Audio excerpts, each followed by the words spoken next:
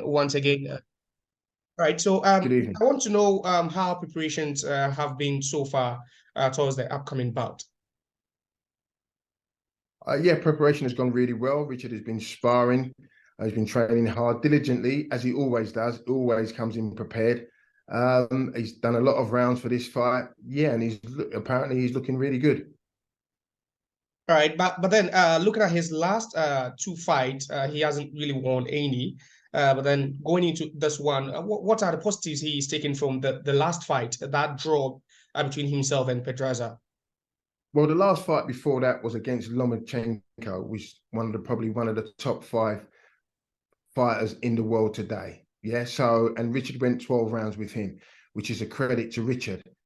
The fight with Pedraza, it was his first fight at 140. It was against a former world champion, so it wasn't an easy fight for Richard and a southpaw. And Richard acquitted himself very, very well. It was unfortunate for the cut because Richard was way ahead on the scorecards until he got cut, and he took his foot off the pedal because he didn't want to get caught because blood was pouring into his eyes and he couldn't see, and he ended up getting a draw. But from our accounts, Richard was way in front in that fight, and had he not got cut, he would have gone on to win, if not stop Pedraza. Yeah, he's going into this fight 6 years older than his opponent. Does that really matter? And I was looking at his record, his knockout record, 27 knockouts so far against 17 from his opponent. Do you see him knocking him out, or you think there's going to go all along or all the way to 12 rounds? The age doesn't really matter. It depends how you prepare, and it depends how you live your life. If you live your life in a professional way, do the right things, then your age shouldn't come into it when you come into fights like this. In terms of knockouts, in terms of strategies, they're both very experienced fighters, both former world champions, both elite level fighters. So you don't go looking for the knockout. You strategize and you prepare yourself carefully, and you try to wear your opponent down. And if the knockout comes, it comes. If it doesn't, you prepare for the 12 rounds. But what sort of opposition does Jose Ramirez provide for Richard? Richard is a good fighter, no doubt about that. But then going into this one, what sort of opposition is he looking out for?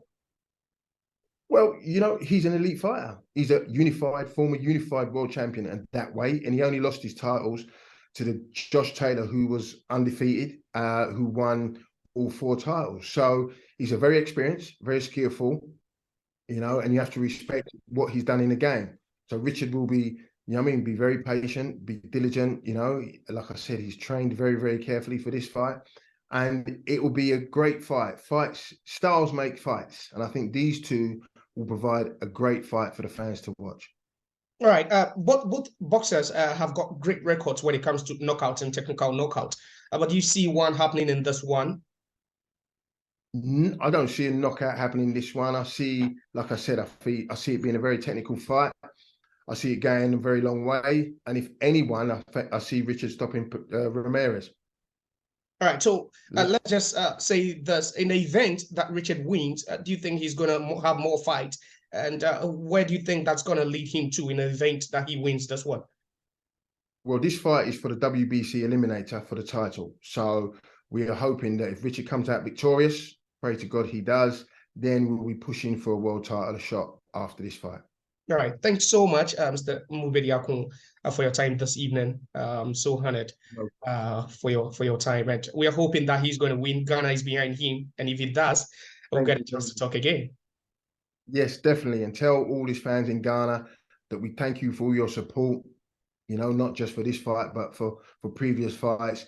Richard is, very, very grateful for the support and all the messages that he gets from Ghana. He's a very, very proud Ghanaian, and he carries the flag very highly and dear to his heart. And he's hoping for a victory so that he can help raise the profile of Ghanaian boxing as he has done before. Yeah, that's so profound to hear. And we won't stop supporting him from here. We'll be praying for him come the 25th of March. Thanks so much and have a good night. Thank you and good night. Thank you.